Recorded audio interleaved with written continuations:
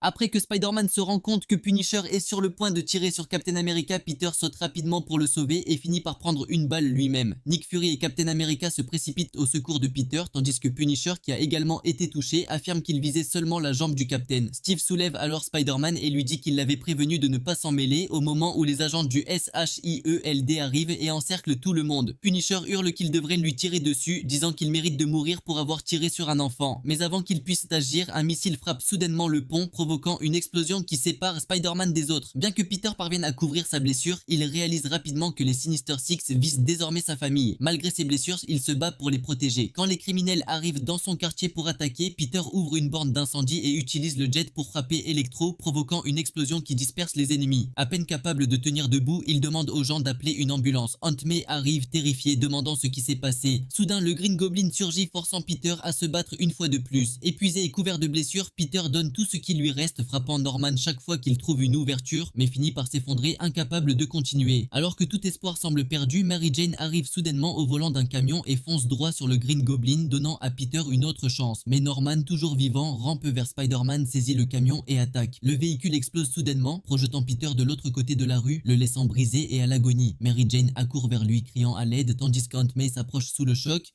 Peter lui dit faiblement que tout va bien, qu'il n'a pas pu sauver Uncle Ben, mais qu'il a pu la sauver elle. Avec ces derniers mots, il meurt dans ses bras, laissant sa famille dans le désespoir avant de finalement retrouver Uncle Ben dans l'au-delà.